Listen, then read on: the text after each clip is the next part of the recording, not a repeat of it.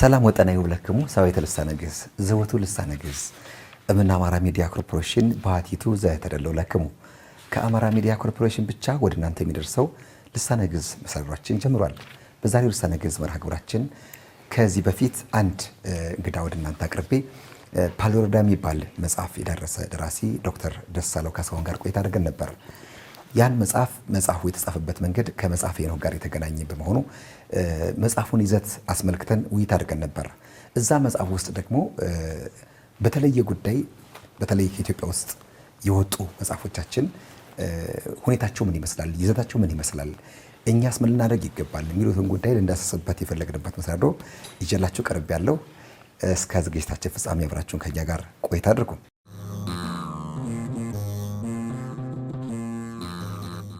የምጋበዝኳቸው እንግዳ ከዚህ በፊት በነበረኝ መሰናዶ እየጋበዝኳቸው ዶክተር ደሳለው ካሳሁን ከዚህ በፊት የደረሷቸው ሌሎች መጽሐፍቶችን አግኝታችሁ የማንበብ ዕድሉ ገጥሟችሁ ከነበረ የአቤሴሎምና የዛሬውን ጨምሮ ፓሊዮሮዳ መጽሐፍ ደራሲ ናቸው። የኮረናው መብረቅና ደግሞ የልቦና ውቅር ከዶክተር አቦሽ ጋርም ደግሞ የደረሳቸው ሌላኛው መጽሐፉ ናቸው። ዶክተር ደሳለው ካሳሁን የሕክምና ባለሙያ ናቸው። ከእሳቸው ጋር ነው ቆይታ የምናደርግ። አብራችሁን ቆዩ።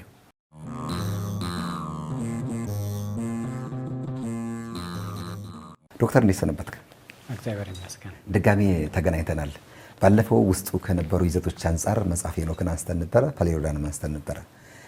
ዛሬ ዳነሳ የፈለግኩት ደግሞ መጽሐፈ ሄኖክ ላይ ዓለሙ ፍለጋ ላይ ያለው ጠፍቷል መጽሐፉ ይባላል።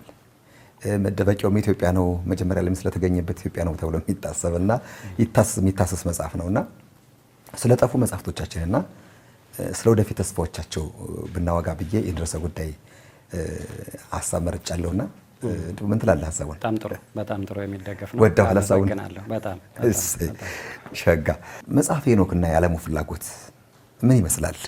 እንግዲህ በጣም እንዲፈለግ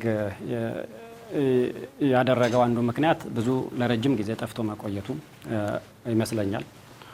ሌላው ደግሞ ውስጥ ላይ ይዟል ተብሎ የሚታሰቡ ዊዝደሞች፣ ጥበቦች፣ እነዚህ ጥበቦች ደግሞ ምድራዊ አይደሉም። የሰማያዊ መገለጥ የፈለጉ መጽሐፍ እንትኖች ናቸው፣ የታየባቸው ናቸው። ሆኖም ግን ለዓለሙ ሊሆን የሚችል እውቀት አለው ተብሎ ስለሚታሰብ ነው ብዬ አስባለሁ። እና ምንድነው መጽሐፉ አሁንም ቢሆን የከፍተኛ ውይይትና ጉባኤ የሚደረግበት ነው። እንደዚህ በቫቲካን ላይ በአመት 2 ጊዜ ጉባኤ እንዳለ ይነገራል።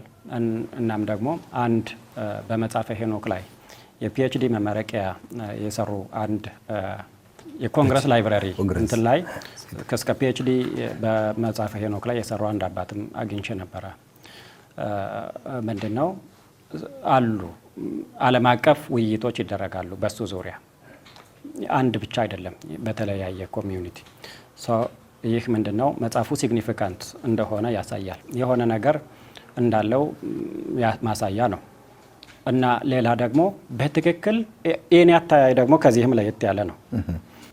አሁን ውይይትም የሚደረግበት ትኩረትም የተደረገበት ብዙ አይነት ጥናት የሚደረግበት ኢትዮጵያዊ መጽሐፈ ሄኖክ እኔ እዚህ ልብ ወለድ ላይ መጽሐፍ ስጀምር መነሻዬ ገጸ ባህሪያት አብርሆት የሚባል ማህበር አቋቁመው የሚነሱት ምንድን ነው? ይህ መጽሐፍ ቢገኝም አሁን ጥናት የሚደረግበት ኢትዮጵያዊ መጽሐፈ ሄኖክ ዋን ይሉታል እነሱ ነጮች። ይህ መጽሐፍ ቢገኝም ስቲል አሁንም ያልተገኘ ሌላ መኖር አለበት ነው መነሻቸው። ይህ ለምንድን ነው እንደዛ ያሉት ቢባል ማሳያዎች አሉ። ማሳያዎችን ምናልባትም ለመጥቀስ ይቻላል። አንዱ ማሳያ ከፍተኛ ህላዌ ላይ ወይም መልቲ ዳይሜንሽን ላይ ሆኖ ወይም ሃየር ዳይሜንሽናል ቢንግ ሆኖ ሄኖክ በከፍተኛ መገለጥ የጻፈውን ነገር መደበኛው ሰው ሊረዳው አይችልም። ሊረዳው ካልቻለ ደግሞ ለዓለሙ ሰዎች ለመደበኛው ሰው እንዲገባው ተደርጎ ትራንስሌሽን መጻፍ መቻል አለበት ብለህ ታስባለህ። አንተ እንደዚህ ብለህ ታስባለህ። ነገር ግን ማሰብ ብቻ ሳይሆን ከራሱ ከመጽሐፈ ሄኖክ ላይ ያገኘሁት ቨርስ አለ 68:1 ላይ ምን ይላል? ከዚህ በኋላ አያቴ ሄኖክ የተገለጡትን ነገሮች ሁሉ የያዘ። ይህ ክፍል ኖህ የሚናገርበት ነው። ኦፍ ኮርስ ቅድመ አያቱ ነው፣ ከላሜ በኋላ ነው። ስለዚህ የተገለጡትን ነገሮች ሁሉ የያዘ የሚስጥራት ሁሉ መፍቻ ያለበትን በመጽሐፍ ጽፎ ሰጠኝ። አብሮም ሌሎች መገለጦች ያሉበትን መጽሐፍ ጽፎ አንድ ላይ አድርጎ ሰጠኝ። ይህ በጣም የሚያጠያየቅ ቨርስ ነው። ማንም ሰው ሊመረመር ምን ማለት ነው እንደ ሃይማኖት ሰውም እንደ ማንኛውም ዜጋ እንደ ማንኛውም አሳቢ እንድታስብ የሚያደርግ ነገር ነው። ይሄ አንደኛ የፍቺ መጽሐፍ ሊኖር ይችላል የሚለውን እንድታስብ ያደርጋል። ሁለተኛ ደግሞ መጽሐፈ ሄኖክ አንድ ብቻ አይደለም ብዙ ነገር ናቸው የሚለውን እንድታስብ ያደርጋል። ከዚህ ጋር አያይዤ ስላቦኒክ መጽሐፈ ሄኖክ ላይ ሁለተኛው መጽሐፈ ሄኖክ ላይ 366 መጽሐፍትን እንደጻፈ ነው የሚያትተው። 366 ታሪኩ ምንድነው? 10 ሰማያት አሉ ይላል። እድሜውን ያክል ማለት እኮ ሊሆን ነው። እድሜው 365 ነው። ግን የሙሉነት ማሳያ ነው ምናምን ይለዋል። በእርግጥ ግን እድሜው ጋር ሁለተኛው መጽሐፍ ስላቦኒክ መጽሐፍ ላይ ያለው ጽፎ ለልጆቹ አስረክቦ ሄደ የሚለው የመጽሐፉ ብዛት 366 ነው። እናም ደግሞ በመጽሐፈ ሄኖክ አቆጣጠር በአንድ ዓመት ውስጥ ያሉ ቀናት 364 ናቸው።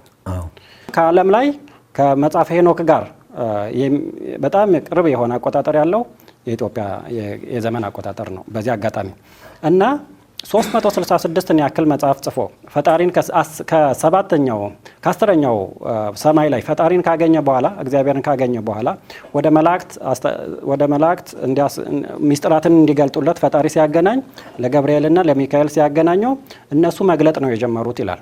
ሲገልጡለት የተገለጠለትን መጽሐፍ ጻፈ። 366 የሚሆኑትን ጽፎ ወደ መሬት ወረደ። ለአንድ ወር ያክል ልጆቹ ጋር ቆየ። ለልጆቹ ምግባር ሲያስተምር፣ የጽድቅን መንገድ ሲያስተምር፣ የመጨረሻውን ዘመን ሁኔታ ጣፈንታውን ምን ሲያደርጉ ምን እንደሚያጋጥማቸው ሲያስተምር ቆየና ከአንድ ወር በኋላ ይህንን ሁሉ መጽሐፍ አስረክቦ ሄደ ይላል። ላይመለስ ሄደ ይላል። መጽሐፈ ሄኖክ 81:1 ላይ አሁንም ለማቱሳላ ለልጁ ሲናገር ነው። አሁንም ልጄ ማቱሳላ እነዚህን ሁሉ ለአንተ ነግርሃለሁ፣ ለአንተ እጽፍልሃለሁ፣ ሁሉንም እገልጥልሃለሁ። እነዚህን ሁሉ መጽሐፍት ሰጠሁህ ልጄ ማቱሳላ፣ በእኔ በአባትህ እጅ የተጻፈውን መጽሐፍ ተመልከት፣ ለልጅ ልጅ ዘመን አስተላልፍ ይላል። ነገሮች አንድ አይደለም ብዙ ነው፣ ግን እንደሰጠ እጅ በእጅ እንደሰጠ ነው እዚህ ላይ ማስተዋል የሚቻል። እነዚህ ነገሮች እንድታስብ ያደርጋሉ። እኔ የተነሳሁት እና ገጸ ባህሪያት እዚህ ያሉ የአብርሆት ማህበር ፓሌሮዳ መጽሐፍ ውስጥ ያሉ ገጸ ባህሪያት እነዚህን አንቀጾች ይዘው ነው የሚነሱት። ሌላ መጽሐፍ አለ የሚሉት እነዚህን ይዘው ነው። ሌላ መጽሐፍ ፍለጋ ነው የሚነሱት። ይህ ቢኖርም ይህንን ልንፈታበት የምንችለው ሌላ መጽሐፍ አለ። ይህ መጽሐፍ ፓሌሮዳ ይባላል። ፓሌሮዳ የጠፉ የመጽሐፍት ጥቅል ስሞች ናቸው። ጀምስ ብሩስ ከኢትዮጵያ የወሰደውን መጽሐፍ እሱ ነው አሁን እየተጠና ያለው። እሱን ሲያጠኑት እንግዲህ እናገኛለን ብለው ያሰቡት ነገር ይኖራል ተብሎ ነው የሚታሰበው። እኛ ግን በዚህ ደረጃ ማጥናት ቀርቶ እጅ ላይ ያለውን አሁን ያነበብኩልህን አይነት አንቀጽ እንኳን ለመፍታት ገና አልጀመርንም። እነዚህ በጣም የአብርሆት ማህበሩ መጽሐፉ ላይ ፍለጋቸውን ከኢትዮጵያ ምድር ተነስተው ከዛ ሐይቅ ዳርቻ አንስተው ላሊበላ ከላሊበላ ውጭ ድረስ የተለያዩ ኮንግረስ ቤተ መጻሕፍቶችም ጭምር የሄዱበት መንገድ አለ። ዩኒቨርሲቲዎች ጋር የሄዱበት መንገድ አለና ይህን ያክል ርቀት የተጓዙት ያን የጠፋ ፓሌሮዳን ፍለጋ ነውና ርዕስም የመጽሐፍም ርዕስም ፓሌሮዳ ነው ካሁን በፊትም እንደነገርከን ሁሉ። ስለዚህ የኢትዮጵያ ድርሳናት ከኢትዮጵያ እንዴት ወጡ? እንግዲህ የኢትዮጵያ ድርሳናት ከኢትዮጵያ መውጣት የጀመሩት በ18ኛው ክፍለ ዘመን ጀምሮ እንደሆነ ጥናቶች ያሳያሉ። እንግዲህ ከዚያም በኋላ ውስጥ ለውስጥ መውጣት እንደጀመሩ የሚያሳዩ ነገሮች አሉ እና ሲወጡ በተለያየ መንገድ ነው የወጡት። መጽሐፍት ጥቂት አይደሉም። እንግዲህ በጣም ትኩረት ተደርጎ ብዙ ጊዜ የሚወራው የመጽሐፈ ሄኖክ በጀምስ ብሩስ መወሰድ ነው። የመጀመሪያው ነገር ጀምስ ብሩስ ሲወስድ የወሰደው እሱ ራሱ እንኳን የወሰደው መጽሐፈ ሄኖክን ብቻ አይደለም፣ ከሌሎች መጽሐፍት ጋር አድርጎ ነው የወሰደ። ወደ 28 ይጠጋሉ መጽሐፈ ሄኖክ ጋር ሆነው። አንድ ብቻ አይደለም። የመጽሐፈ ሄኖክ ኮፒ ራሱ አንድ አይደለም የወሰደ። ራሱ መጽሐፈ ሄኖክ ራሱ 3 ነው የወሰደ። 3ቱን ወሰደ። አንዱን ለራሱ አስቀረ። አንዱን በወቅቱ ለነበረው የፈረንሳይ ንጉስ ሌዊ ለሚባል ንጉስ ሰጠ። 3ኛውን ደግሞ ከኦክስፎርድ ዩኒቨርሲቲ ከቦድሌያን ዩኒቨርሲቲ ውስጥ እንዳስገባ ነው የሚታወቀው። እሱ ከሞተ በኋላ ግን ሁለተኛው መጽሐፍም እዛው ቦድሌን ውስጥ ነው እንደገና ኋላ ሌላ ጊዜ ተጨምሮ የሚገባው። እሱ ብቻ አይደለም የወሰደው፣ ሌሎችም በተለያዩ ዘመናት በተለያዩ ሰዎች በተለያየ ዓላማ ሄደው ከተለያዩ የዓለም ዩኒቨርሲቲዎች ውስጥ፣ ቤተ መጻሕፍት ውስጥ፣ ሙዚየሞች ውስጥ፣ መንፈሳዊ ኮሌጆች ውስጥ ብቻም ሳይሆን የግለሰቦች ማስታወሻ ወይም የጥንታዊ ንጉሳውያን ቤተሰቦች ውስጥ እጅ ላይ በግለሰብ ቤት ውስጥ እንዳለ ነው የሚታወቀው። እነዚህ መጽሐፍ ሲሄዱ አንድም ጄምስ ብሩስ እንደወሰደው በአሳሾች ነው የሚሄዱት፣ ሁለትም በግዢ በራሱ ምናልባት በማግባባትና በገንዘብ እንግዲህ በመታለል ሊሆን ይችላል የሸጡላቸው። ሌሎችም ደግሞ ወረራ ምናምን ሲፈጸም የጣሊያን ወረራ፣ የቴዎድሮስ ጊዜ፣ የመቅደላ ውጊያ ጊዜ የነበረው ዘረፋ፣ በነዚህ ጊዜ በነዚህ በሚስዮናውያን በቁጥር ብዙ ናቸው እንትኖቹ እነሱ አምነውባቸው እዚህ ፓሌሮዳ የሚለው ልቦለዴ ላይ እንደተጠቀሰው እነሱ አምነውባቸው የደረደሯቸው አንተ ብትሄድ የሚያስጎበኙ የማይሸማቀቁባቸው መጽሐፍት ከ3000 እስከ 4000 ድርሳናት ይደርሳሉ። የኢትዮጵያ ይህ እንደ አጠቃላይ ዓለም ላይ የተሰራጨውን ነው፣ አንድ ሀገር ላይ አይደለም። በዋናነት ከፍተኛውን ቁጥር የሚይዙት እንግሊዝ፣ ጣሊያን፣ ፍራንስ እና ጀርመን ናቸው። ነገር ግን ከዚህ ቁጥር ያላነሰ የአሜሪካ ተቋማት ውስጥ አለ፣ ሌሎችም ሀገራት ውስጥ አለ። ቫቲካን በለው ሌሎችም ኢቭን ላቲን አሜሪካ ድረስ ግብጽ እንዲያውም ገዳማት ላይ አሉ። አሁንም የኤርትራ ገዳማት ላይ ሳይቀር አለ ነው ዝርዝሩ። ይህ እንግዲህ ዶክሜንትድ ነው፣ ያመኑባቸው ናቸው። እነዚህ ያላመኑባቸው ደግሞ ቤተ መጻሕፍት ያልገቡ በግለሰቦች እጅ ላይ ያሉ፣ በንጉሳውያን ቤተሰቦች እጅ ላይ ያሉ፣ በመንፈሳዊ ኮሌጆችና አንዳንድ እንትኖች ውስጥ ያሉ እነዚህ ቢደመሩ ደግሞ ከ9000 ይልቃሉ ተብሎ ነው የሚታመነው ቁጥሩ። ስለዚህ በስርቆት፣ በዘረፋ፣ በሽያጭ፣ በማታለል ማለት ነው። እንዲሁም ደግሞ በአንዳንድ የነሱ የስር ሰዎች በሚሆኑ ሰዎች መንገድ የተወሰዱ ናቸው ማለት ነው መጽሐፍቶቻችን። በጣም የገረመኝ በግልጽ የአደባባይ ጨረታ ጭምር እስከ ማውጣት ደረጃ የደረሱበት ጊዜ እንደነበር ይነገራል። በእውነት ኢትዮጵያውያን እንዲህ አይነት የተባ የብዕር እጆች ነበሯቸው እንድንል ሁሉም ያደረገን ይመስለኛል። የእውነት እንዲሁ ምን ትላለህ? አስበዋል? እኔና ያንተ አባቶች መጽሐፍ አውሮፓ አደባባይ ላይ ጨረታ ሲጨረቱባቸው ገጸ ባህሪያትም ሲነጋገሩ ምንድን ነው የሚሉት? እንደ ሀገር ተዘርፈናል፣ ቅኝ አልተገዛንም እንላለን እንጂ የሚያስፈልገውን ነገር ሁሉ ከወሰዱ በኋላ ቀፏችንን ነው ተተውን የሄዱት ብለው የሚነጋገሩበት ነገር አለ ኦክስፈርድ ላይ ሲሰበሰቡ። አሁን እሱ ነገር አሳሳቢ ነው። የመጀመሪያው ነገር ይህን ያክል ድርሳናት ምንም ያክል ይዘት ይኖራቸው እንደ ቅርስ ራሱ ወደ 9000 ያላነሰ መጽሐፍ ወይም ድርሳናትን አስረክበህ ቁጭ ማለት እንደ ሀገር አሳሳቢ ነገር ነው ብዬ አስባለሁ። ሁለተኛው ነገር ግን ይህንን ያክል ድርሳናትን በመጻፍ በማስቀመጥ ከትውልድ ወደ ትውልድ በማሸጋገር እና ፕሪዘርቭ አድርጎ በጥንቃቄ በማቆየት ረገድ አሁን ያልከውን የአባቶቻችንን የአያቶቻችንን ሚና በጣም አጉልቶ የሚያሳይና አሁን እኛ የማን ልጆች ሁነን መጽሐፍትን በአይን ለማየት የምንቸገር ሰዎች እንደሆንን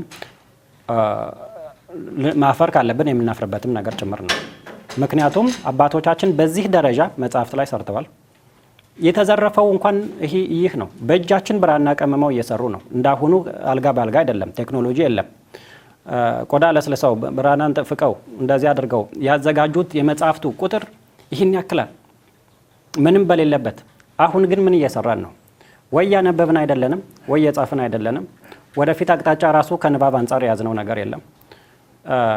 እንግዲህ የጥንት ኢትዮጵያ በጣም ጥሩ ነገር ነበራት ስንል መጽሐፍትም ተይዘው ነው ማለት ነው። ፊደል ቀመመው እነሱ ቀርጸው ነው ድሮ ሲጽፉ የነበሩትና አባቶቻችን ሚና በጣም እንትን የሚያደርግና በእኛ አሁን ባለንበት ሁኔታ ላይ ደግሞ ወይ እንድናስተካክል ማስተካከል ካልቻልን ደግሞ እንድናፍርበት የሚገባ ነገር ነው ያለው። እውነት ነው። በተለይ ቅድም አንተ ከ18ኛው ክፍለ ዘመን አልካው እንጂ ከመካከለኛው ዘመን በተለይ ኢትዮጵያ ታሪክ ስታጠና በጣም ከሚቸግረው አንዱ መረጃ የመካከለኛው ዘመን ታሪክ ነው። 15ኛ ክፍለ ዘመን ነው ያለው። መካከለኛው ዘመን የኢትዮጵያ ታሪክ ለምን ጠፋ? ምንስ ነው እዛ የነበረው ነገር ምን ነበረን ለማለት ሁሉ እንደው እጅግርን አሳስቦ የሚያስቀምጥ ነገር ያ ዘመን ነው ብዬ አስባለሁ። እና ሚስዮናውያን ደግሞ ከዛም በፊት እንደመጡ ነው የሚነገርላቸው። በ15ኛው ክፍለ ዘመን፣ በ14ኛው ክፍለ ዘመን፣ ከ12ኛው ክፍለ ዘመን ጨምሮ እንዲሁም እኮ የነላሊበላ ዘመን ላይ እነዚህ አንድ መጽሐፍ ላይ በተመሳሳይ እንደዚህ ሳነብ ያገኘሁት ደግሞ እንደዚህ የሚጠቁም ነገር አለ።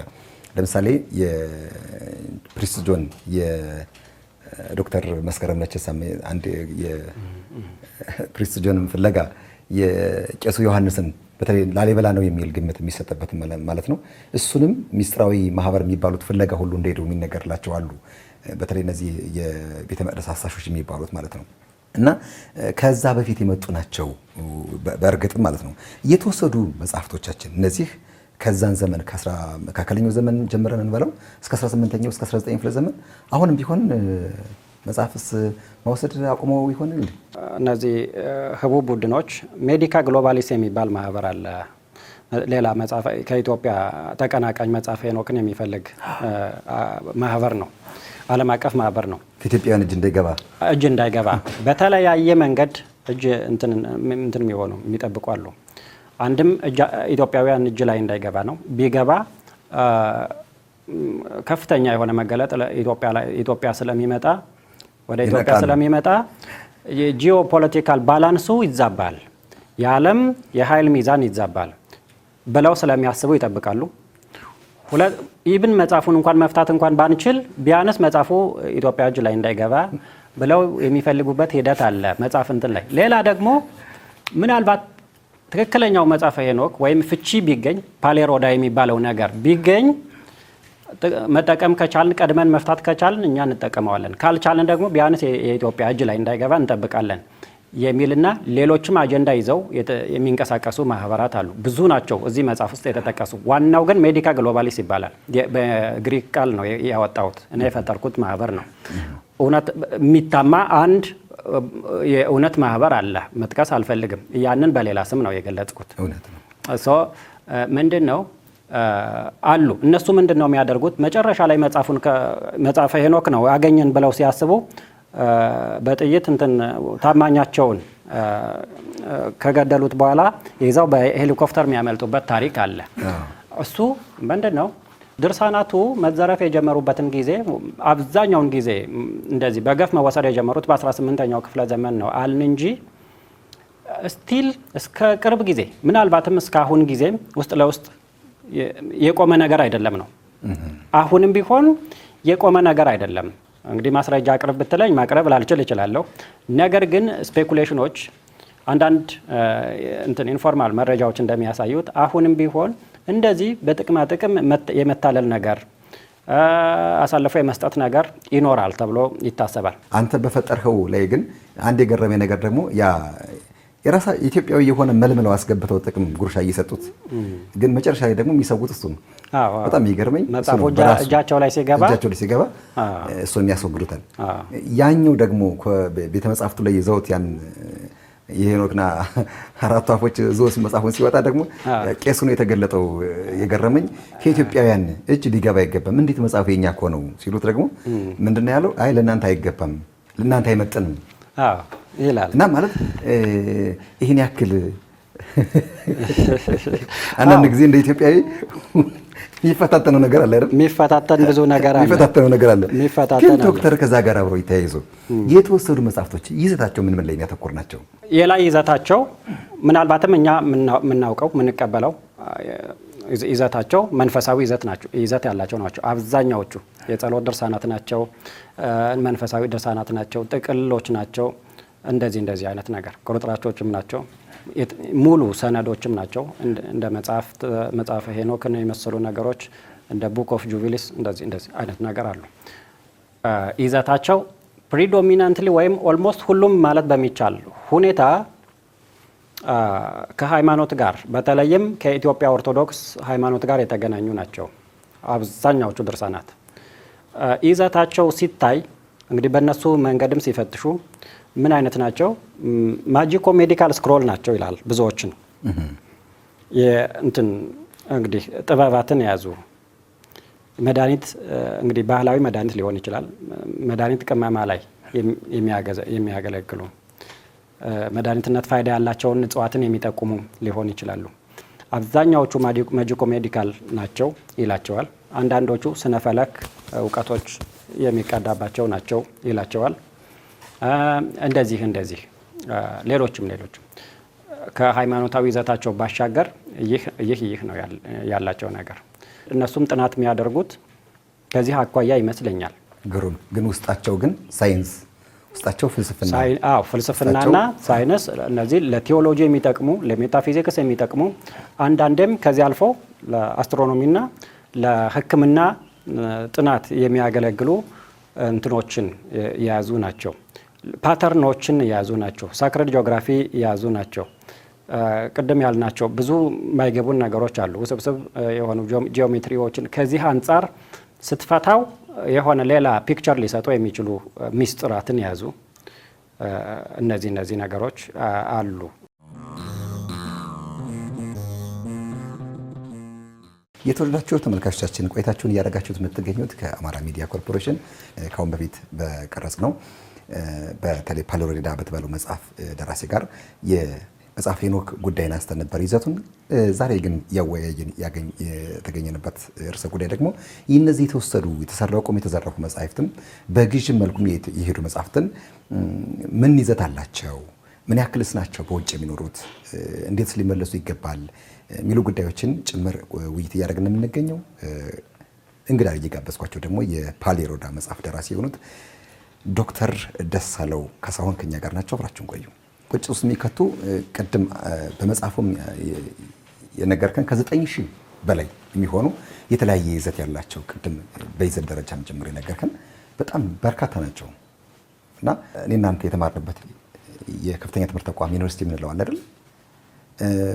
ከቅድመ መደበኛ ሰው እስከ ድህረ ከፍተኛ ትምህርት ድረስ ያለው ምልከታውስ በተለይ እኛንና ዓለሙ የሚፈልጋቸው መጽሐፍ አካቶ ወደዚህ በመምጣት ደረጃ ምን ላይ ነው ማለት ትችላለህ? በአንተ ግምገማ ብዙም ተቺ መሆን እና ፈራጅ መሆን አያስፈልግም ነበረ። ግን የሚታይ ነገር እናውራ ቢባል ስራዎች እየተሰሩ አይደለም። የተማርንባቸውን ተቋማት ሁላችን እናውቃለን። የመጀመሪያው ችግራችን የሚጀምረው እንዲያውም ሁሉንም አይነት ነገር፣ ሁሉንም አይነት ትምህርት ካሪክለማችንን፣ ሁሉንም አይነት እውቀት 100% ከውጭ በማስገባት ላይ ይመስለኛል። ሀገር በቀል እውቀቶች፣ ሀገር በቀል መጻሕፍት አልተመረመሩም፣ አልተዳሰሱም፣ ኢብን አልታዩም። ከመጀመሪያው መኖራቸው ራሱ ሐኪም ድባብ የምትለው ነገር አለ። መጀመሪያ ላይ ገና ስትገባ ሕክምና ምንድን ነው? ህመም ምንድን ነው? ጤንነት ሲባል ምናችን ነው ጤና የሚሆነው? መድኃኒትስ ምናችንን ነው የሚያክመው? እያለች ተጀምርና ራሴን ደጋግሜ የምጠይቀው 2 ጥያቄዎች አሉኝ። የመጀመሪያው ጥያቄ የሕክምና ትምህርት ምዕራባውያን የሚልኩልንን በራሳቸው ኤፒዲሚዮሎጂ የተጻፈ መጽሐፍ ሸምድዶ መፈተን፣ እነርሱ በሚልኩልን መሳሪያ ተመርምረን የላኩልንን መድኃኒት መቃም ብቻ የሚሆነው እንዴት ነው? ትክክል ቢሆን እንኳን ሳይንሱ ከነሱ፣ መጽሐፉ ከነሱ፣ ሕክምናው ከነሱ እየተላከ እንደ ሀገር እስከ መቼ መቀጠል እንችላለን? እኛስ ሰዎች አይደለንም ወይ? እኛስ አእምሮ የለንም ወይ? የራሳችን ሳይንስ፣ የራሳችን ጥናት፣ የራሳችን መጽሐፍ፣ የራሳችን የምርመራ ዘዴ፣ የራሳችን መድኃኒት የሚኖረን መቼ ነው? እንዳንፈጥር አስሮ የያዘን ምንድን ነው? በንዳድ ወረርሽኝ እያለቅን አንዲት የንዳድ ክኒን መስራት እንዴት ያቅተናል? እንዴት የትላትል ክኒን መቀመም እንዴት ተሳነን? የሚሉ ጥያቄዎች ረፍት እየነሱኝ ነው። ስለዚህ የመጀመሪያው ችግራችን የሚጀምረው ብዬ ማስበው የትምህርት ካሪክለማችን ራሱ ትክክል ነው ወይ? በራሳቸው ችግርና የራሳቸውን ችግር ለመፍታት በራሳቸው ኢፒዲሚዮሎጂ ጥናት የተሰራ መጽሐፍ ነው ወደኛ የሚልኩልን። አይላኩልን እኮ አይደለም። የኛውን ደግሞ ቢያንስ አጣምሮ አመዛዝኖ ፊድ ማድረግ ያስፈልግ ነበረ ነው። እነዚህ መጽሐፍት በዋናነት የተጻፉት የራሳቸውን ችግር ለመፍታት የተጻፉ ናቸው። የኛ ችግር ደግሞ ከነሱ ችግር ኮንቴክስት ውጭ ሊሆን ይችላል። እንደኛ እንደ ኢትዮጵያውያን ችግር የሚፈታ ነገር ላይ ትኩረት አልተደረገም ነው። ጤና ዩኒቨርሳል ስለሆነ የሰው ልጅ አናቶሚውም የሰው ልጅ ፊዚዮሎጂ እና ፓቶሎጂ የምንለው ነገር ተመሳሳይ ስለሆነ ሊሰራ ይችላል። ስቲል የጄኔቲክሱ ጉዳይ የዲኤንኤው ጉዳይ ምናምኑ የሬስ ጉዳይ የተለያየ ነው። እዛም አንዳንድ የሚለያይባቸው ነገሮች አሉ።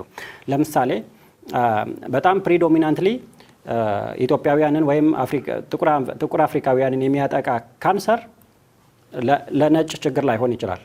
ለነሱ ችግር ከፍተኛ ችግር የሆነው ደግሞ እዚህ በጣም ተራ ነገር ያን ያክል ኮመን ላይሆን ይችላል። ከዛ ነው የሚጀምረው። ስለዚህ ከፍተኛ ጥናት በእነሱ የተደረገውን እንዳለ በጭፍኑ ተሸክመህ አምጥተህ መድፋት ሳይሆን ማመዛዘን መቻል ያስፈልግ ነበረ።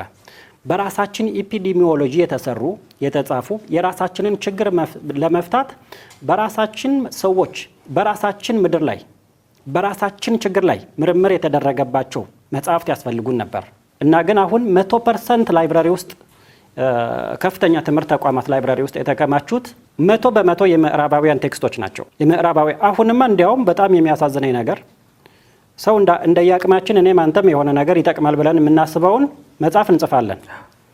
የመጽሐፍት አከፋፋዮች ራሱ የኔንና የአንተን መጽሐፍ ትተው ሰልፍ ሄልፕ እና እንደዛ እያሉ ኢምፖርት ማድረግ ጀምረዋል።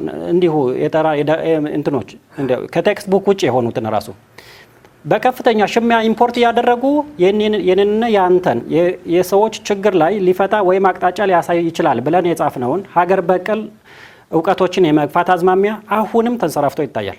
አሁንም በሚያሳዝን ሁኔታ። ስለዚህ ገና አልተጀመረም፣ ምንም አልተሰራም። ተቋማት ከፍተኛ ተቋማት እዚህ ላይ ስራ መስራት ይችሉ ነበረ። አሁንም እዚህ ላይ በደንብ ስራ መስራት ያስፈልጋል። አገር በቀል እውቀት ላይ መሰራት ያስፈልጋል። ካልሆነ በሌሎች ሰዎች ችግር ላይ የተሰራው ጥናት የእኛን ችግር 100% ሊፈታልን አይችልም የሚል እሳቤ አለኝ። ማሰሪያው መቋጫው የተዘረፉብን የተሰረቁንም መጽሐፍቶችን በቁጥር ልክም በይዘት ልክም ካየናቸው የእኛም ቁመናም በምን ልክ እንዳለን ካየን ወደ መፍትሄው መምጣትን ተገቢነቱ ብዬ አስባለሁ። ከዚህ አንጻር የተወሰዱ መጽሐፍት እንዴት ነው የሚመለሱት? አንዳንድ ጅማሬዎች እንደነ ሪቻርድ ፓንክረስት ጅማሬዎች እንደነበሩ አንዳንድ ቅርሶች የተመለሱም እንዳሉ ጅማሬዎች አሉ። ግን የተመለሱት እነዚህ ቅርስ ሰው የሚያያቸው እንጂ በመጽሐፍ ደረጃ ግን ተመለሰ የሚል እስካሁን የሰማሁት ነገር የለኝም። እና አንተ ደግሞ መጽሐፍ ላይ ደግሞ የገለጽካቸው እነዚህ የአብርሆት ማህበር ደግሞ ዋና ዓላማቸው እነዚህ የተሰደዱ መጽሐፍት መመለስ አለባቸውም መጽሐፉን ፍለጋም ነው እንዲሁም መመለስ አለባቸው የሚልም ደግሞ ውስጣዊ ቁጭትም ያለባቸው ናቸው። ከዚህ አንጻር እንዴት መመለስ አለበት ትላለህ ዶክተር ደሳለው? ኃላፊነቱ የማን ነው? ከመመለሱ ቢቀመጥ ብዬ አሰብኩኝ። በጣም ቁልፍ ጥያቄ ነው። ምንድን ነው ይህ ፓሌሮዳ ልቦለድ መጽሐፍ በዋናነት መጽሐፈ ሄኖክ ላይ እና ሜታፊዚክስ ላይ ቢያጠነጥንም መጽሐፈ ሄኖክን እንደ ናሙና ወስዶ ሌሎች መጽሐፍት ላይ የሚሰራ መመለስ እንዳለባቸው በእነሱ አቅጣጫ የሚያሳይ የማሳየት ሚና ያለው ነው ብዬ አስባለሁ። ዓላማም እሱም አንዱ ዋናው ዓላማም እሱ ነው። ብዙ ቅርሶችን የመመለስ እንቅስቃሴ ሀገሪቱም እያደረገች ነው። ይህንን ማመስገን ያስፈልጋል። በተለያዩ ዘመናትም የተለያዩ ቅርሶች ተመልሰዋል። በመንግስትም በግብረሰናይ ድርጅትም በግለሰቦችም ጥረት ተመልሷል። ይህንን ሪኮግናይዝ ማድረግ ያስፈልጋል። ነገር ግን እዚህ ፓሌሮዳ መጽሐፌ ውስጥ የሚያነሱት ጥያቄ ምንድን ነው? ቅርሶችን ሲመልሱ አብረው የወጡ መጽሐፍትን ግን እየመለሷቸው አይደለም። ድርሳናትን እየመለሱ አይደለም። መጽሐፍትን እያስቀሩ ቅርሶችን ነው እየመለሱልን ያለው። ይህ ደግሞ ልክ አይደለም የሚል ቁጭት በጣም የሚያንገበግበው ነው። ቻርልስ ዴቪድ የሚባል ገጸ ባህሪ ላይ ሴሚናር ያቀርባል ኦክስፎርድ ዩኒቨርሲቲ ውስጥ እና እሱ ላይ ሴሚናር ሲያቀርብ ይህንን ቁጭት በጣም ደጋግሞ ያነሳል። ዋና ሪሰርቸር ነው በዚህ መጽሐፍ በኢትዮጵያ ድርሳናት ላይም የሚሰራና የሚመራመር ነው። ምናልባት መጽሐፍ ውስጥ አስተውለ ከሆነ በእውነቱ ዓለም ላይ ያለ ገጸ ባህሪ የቀረጽኩት ነው። ቅድም አንተ ጠቅሰሃል እና ሉላ ፓንክረስት የፓንክረስት ቤተሰብ ናቸው። ላይ መጽሐፍ ውስጥ የቀረጽኩት ቻርልስ ዴቪድ የሪቻርድ ፓንክረስት ቤተሰብ የነሱን የቤተሰቡን ስቶሪ ነው የጨመርኩት። እናቱ ማን እንደሆነች እዛ ጠቅሻለሁ። የጣሊያን ወረራን ተቃውማ የሚዲያ እንቅስቃሴን የተቀላቀለች እናት ናት። የሱ እንግሊዛዊ ናት። እሱን ይዛ ስትመጣ እሱ እዚህ ያደገ መጨረሻ ላይም ወደ ትውልድ የሚተላለፍ ነው ለኢትዮጵያ ያላቸው ፍቅር እና እውቅና መስጠትና ማመስገንም ስለሚያስፈልግ በበጎ የቀረጽኩት ገጸ ባህሪ አንዱ ሪቻርድ ፓንክረስት ነው። ቻርልስ ዴቪድ በሚል ገብቷል። ሌሎችም እንደዚሁ ፐብሊክ ፊገሮች ናቸው። እዚህ መጽሐፍ ውስጥ እንዲሁ በአጋጣሚ የተቀረጹ አይደሉም። የሜታፊዚክስ ምሁሮች ናቸው። የመጽሐፈ ሄኖክ ላይ በእውኑ ዓለም እስከ ፒኤችዲ የሰሩ ሰዎች ናቸው። ስማቸውን እየቀየርኩኝ እና አንዳንድ ነገሮችን ትዊስት ያደረግኩኝ ያስገባቸው ሰዎች እና ሪኮግኒሽን ለመስጠትና አንድም ለማመስገንም ጭምር ነው እና በበጎ የተቀረጸ ስለሆነ ቅር አይላቸውም ከሚል እሳቤ ነው። ነገር ግን አሁንም መጽሐፍት ግን እየተመለሱ አይደሉም። መመለስ ያስፈልጋል። መመለስ እንግዲህ የማን ኃላፊነት ነው ቢባል እንግዲህ የሁሉም የዜጎች ኃላፊነት ነው። አንድም የስኮላሮች ኃላፊነት ሊሆን ይችላል። ማሳየት፣ ፍንጭ መስጠት ምሁራኑ የምሁራኑ የቤተ ክርስቲያን ሊቃውንቱ መወያያ ርዕሰ ጉዳይ መሆን አለበት። መወያያ ርዕሰ ጉዳይ ሊሆን የሚገባ ነው። ወደ ተግባር እንቅስቃሴ እንዲያደርጉ። ከዚህ ቀጥሎ ደግሞ የመንግስት እንዲያውም በዋናነት የመንግስትም ኃላፊነት ሊሆን የሚገባ ነገር ነው። ምክንያቱም ቅድም ያልኩት የፓተንት ጉዳይ አለ፣ የባለቤትነት ጉዳይ ያልኩት፣ ሌላ ደግሞ ጠቃሚ ነገሮችም ከሆኑ ከጥቅሙ መጋራት ያስፈልጋል። የለም ለማለት ደግሞ ለማለት ራሱ ቢያስፈልግ ማጥናት ያስፈልጋል። አጥንተህ ኤግዞስት አድርገህ አጥንተህ እስከ መጨረሻው ጥግ ከሄድክ በኋላ አይጠቅምም ብለህ ሸለፍ ላይ ማስቀመጥም እንኳን አንድ ነገር እኮ ነው። እኔ እንደ አንድ ቁስ እንኳን ሌላው ቢቀር ነው። ስለዚህ የማን ኃላፊነት ነው ላልከው እዚች መግቢያ ላይ የጠቀስኩት ነገር አለ። መግቢያ ላይ የደራሲው የማንቂያ ጥሪ ብሎ ለእውቀቱ ጠባቂዎችና ለስርዓቱ ጠባቂዎች ብዬ ለየብቻቸው ለእውቀቱ ጠባቂዎች ያልኩት ለስኮላሮች ያስተላለፍኩት መልእክት አለ። መግቢያ ላይ ስኮላሮች ልክ ፓሌሮዳ መጽሐፍ ውስጥ የአብርሆት ማህበር አባላት እንደተደራጁት ሁሉ ተደራጅተው ንቅናቄ ቢጀምሩ መጽሐፍ ውስጥ ያለውን ከፓሌሮዳ መጽሐፍ ውስጥ ባለው ታሪክ ሞቲቬትድ ሆነው መሬት ላይ የሚታይ ነገር መጀመር ቢችሉ ጥቆማ ለመስጠት ነው። ለመተቸትም ለማዘዝም አይደለም። ቢያንስ ግን ሞቲቬትድ ሆነው ቢጀምሩ ጥሩ ነው ለማለት ነው።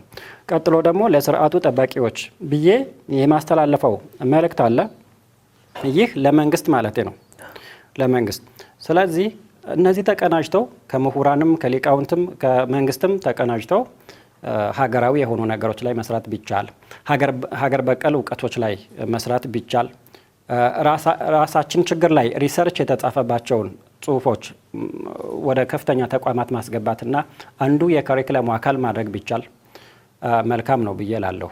እንዳልከውም በቅርስ ደረጃ ለምሳሌ የተመለሱ እንደነ አክሱም ሐውልት አይነቶቹ አንዱን በጣሊያን ጊዜ የተወሰደውን ተመልሷል።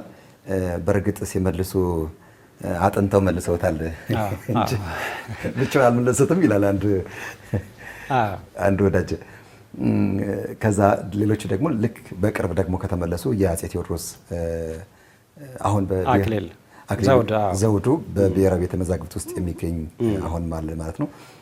በቅርብ ጊዜ ደግሞ የቅዱስ ያሬድ መስቀል ነው ተብሎ የተመለሰም አለ። ግን እነዚህ ሲመለሱ አንተ መጽሐፍ ላይ እንደገለጽከው ቀደም ያልኩት ምንድን ነበር? ዘውዱ ሲመለስ አራቱ የሄኖክ አፎች ከአባቶቹ ቤት ተወስደዋል። ከታላቁ ጸሎት አልባ ቤት ተቀምጠዋል። ዘውዱ ሲመለስ እነሱ ግን አልተመለሱም የሚል እንትን የሚመስል ነገር እንቆቅልሽ የሚመስል ነገር ሚስጥራዊ የሆነ መልእክት ይዘው ሲንቀሳቀሱ መጨረሻ ላይ ሲፈቱት ዘውዱ በእውነትም ተመልሷል። እንዲያውም በመንግስታት ደረጃ የሄደ ነው። በመቅደላ ጊዜ ከሄደ በኋላ የተገኘው ግን ከግለሰብ ቤት ነው። ድርድር ተደርጎ ምን ብሎ መጨረሻ የሀገር ፍቅር ያለው ኢትዮጵያዊ ዲያስፖራ እሱ አስቀምጦ ከሱ በኋላ እንደተመለሰ ነው እንትን የሚሆነው። እኔንና አንተን ጨምሮ ማንበብ ብንጀምር፣ ትውልዱም ማንበብ ቢጀምር፣ ሀገራዊ ንቅናቄ ቢደረግ፣ መንግስት ከፍተኛ አንድን ፕሮጀክት ጀምሮ እንደሚጨርሰው ሁሉ በዚህ ላይ ቢሳተፍና ከፍተኛ ንቅናቄ ቢያደርግ የንባብ አብዮትን በማወጅ ብቻ አሁን ኢትዮጵያ የገባችበትን ችግር ማስወገድ ይችላል የሚል አስተሳሰብ እኔም በግል ያለኝ። እዚህ አንድ ገጸ ባህሪ ሲናገር ታያለ። መጨረሻ አካባቢ አሁን ያሉን ችግሮች የንባብ አብዮትን በመቀስቀስ ትውልድን በማሰልጠን በማስተማር ትክክለኛ የትምህርት እንትን በመቅረጽ ካሪክለም በመቅረጽና እውነተኛውን ትምህርት ለትውልድ በማስተላለፍ ልናስወግዳቸው የምንችላቸው ችግሮች ናቸው እነዚህ እና ድንቁርና ውስጥ ሆነ ችግርን እሱ ድንቁርና የወለደውን ችግር ምንም ኮዝ ላይ ሳትሰራ ኢፌክት ላይ ብትሰራ ምንም የምትመልሰው ነገር የለም። በትንሹ የንባብን ባህልና የንባብን አብዮት በመቀስቀስና በማፋፋም አሁን ያሉንን ሀገራዊ ችግሮችን፣ ምስቅልቅሎችን፣ ብልሹ አሰራሮችን፣ ሙስናውን፣ ህዝብን የሚያስመሩ ነገሮችን በቀላሉ አኩራፊ የሆንበትን ሁኔታ መቀልበስ እና ማስተካከል ይቻላል የሚል በጣም ስትሮንግ የሆነ እምነት እኔም አለኝ። በተለይ የተወሰዱ መጽሐፎችን ያነሳልን በእውነቱ ካነሳልን ከተወሰዱ መጽሐፍቶች ውስጥ በቁጥርም ይህን ያክል ይሆናሉ ብለን ቅድም ከገለጽካቸው ባሻገር እነዚህ ካታሎግ ተሰርቶላቸው በይፋ እንዲጎበኙ የተፈለጉ ናቸው እንጂ ነገር ግን ብዙ ምስጢራዊ ጉዳይ የሚሰራባቸው ዓለሙ እንዲያውቃቸው የማይፈለገው ኢትዮጵያዊም እንዲያውቃቸው የማይፈለገው መጽሐፍም ላይም አውስተዋል። በተመሳሳይ አንድ ሰው ያን መጽሐፍ አትኩሮም ካየው በስውር ካሜራ ጭምር ተነስ ይህ መጽሐፍ ይህን ያክል ከተመለከትኩ ይበቃል ጅምር እስኪባል ድረስ ጥርጣሬ ውስጥ እስኪገባበት ድረስ እንትን ብሏል እና ይህ ሁሉ ጥንቃቄ የሚደረግበት ነው። እንግዲህ አውሮፓ ሀገራት አሜሪካን ጨምሮ ሩቅ ምስራቅ ሀገራትም ጭምር ሳይቀር እንትና እስራኤል በጣም የገረመኝ እስራኤልም 100 መጽሐፍት ድርሻ ወስዳለች። የገረመኝ እሱ ነው አንዱ። እስራኤልም አፍሪካ ሀገራትም ሌሎችም ግብፅን ጨምሮ ደግሞ የድርሻቸውን ወስደዋል ቆንጥረው። ላቲን አሜሪካ እስከ ዩክሬን ድረስ አለ ነው መጽሐፎች አሉ ተወስደዋል። እና ወደት ያውም እውቅና ሳይኖር ቅድም ከእውቅና ጋር በተገናኘ ካነሳው አንጻርና ከዚህ አንጻር በጣም በርካታ ስራዎች መስራት ያስፈልጋል። እንደ ተቋም ደግሞ በነገራችን ላይ አንዱም እንግዲህ አሚኮ ልሳነ ግዕዝን ላለፉት 3 ዓመታት እየሰጠ የሚገኘው አንዱ ተጽዕኖ እየፈጠረ ነው ብለን እናምናለን። አሚኮንም ስለምሰራበት ብቻ ሳይሆን እጅግ ማመስገን አስፈላጊ ነው ብዬ አስባለሁ። አንዱ ድርሻ እየተወጣ ያለ ስለሆነ ማለት ነው። ከዛ ባሻገር ዩኒቨርሲቲዎች ደግሞ የጀመሩ ግዕዝን ተቋማት አሉ። ከፍተኛ ትምህርት ተቋም በሁለተኛ ዲግሪ አሁንም በሶስተኛ ዲግሪ ለመስጠት የሚሰሩ አሉ። የመጀመሪያ ዲግሪ ደግሞ እየሰጡ የሚገኙ ደግሞ ዩኒቨርሲቲዎችም አሉ። እነሱ መመስገን ይገባቸዋል። ጥሩ ነው። ግን ደግሞ ቅድም አንተ ያልካቸው ሀሳቦችን መግባት አለባቸው። አጀንዳ መሆን አለባቸው። በጣም አብዮት ሊፈጠርባቸው የሚገቡ ናቸው። እንዳልከው ውይይት ይጠይቃሉ። ድርሳናት ላይ ማተኮር ያስፈልጋል። የአማራ ክልል ትምህርት ቢሮም እንግዲህ ደግሞ በስርዓተ ትምህርቱ ቀርጾ ደግሞ ይሰጥ ብሎ ደግሞ እንቅስቃሴ እያደረገ ነው የሚገኘው እና እነዚህም ጥሩ ጅማሮች ቢሆኑም ጅማሮች ናቸው እንጂ ወደዛ ቅድም ወዳልከው ነገር መግባት አለብን የተባለው ነገር ልክነት አለው። በእውነቱ በድጋሚ ፓሌሮዳን ኢትዮጵያ ለምን እንጽፈህ ስላስነብብከን የውይይትም አንድ አጀንዳ አድርገን አብረንም ስለቆየ ዶክተር ደሳለው ካሳሁን እጅግ አድርጌ ነው የማመሰግን። እኔም በጣም ነው የማመሰግን ለተሰጠኝ እድልና ሀሳቤን ለመግለጽ ስለቻልኩኝ በጣም አመሰግናለሁ። ክብረት ይስጥልኝ። በጣም እጅግ አድርጌ አመሰግናለሁ። ምክንያቱም ከእንጅባራ አንስተን እስከዚህ እኛ ቢሮ ድረስ ነው ያስመጣንና እጅግ አድርጌ ነው የማመሰግን በተመልካቾች ስም። የተወዳችሁ ተመልካቾቻችን የዛሬው የልሳነ ግዕዝ መርሃ ግብራችን ይህን ነው የሚመስለው። የተወሰዱ መጽሐፍት በፓሌሮዳ ዶክተር ደሳለው ካሳሁን በጻፋቸው መጽሐፉ ማለት ነው እንዴት ይታያል? የጠፉ መጽሐፍቶቻችን የተወሰዱ መጽሐፍቶች በምን አይነት መንገድ ተወሰዱ የሚሉት እንዳሰሳ አደረግን። እንዴት ሊመለሱ ይገባል? ምን ጉዳይ ላይ እኛስ ምን እናተኩር ይገባል? ከግለሰብ እስከ መንግስት ደረጃ ምን ሊሰራ ይገባል የሚለውን ጉዳይ ጥቁምታ ሀሳብ የተወያየንበት ቁጭታችንም መፍትሄ ሀሳቦችንም ያጋራንበት መሰናዷችን ነበረ። አብራችሁን በድጋሚ ከኛ ጋር ቆይታ ስላደረጋችሁ እጅግ አድርገን እናመሰግናችኋለን።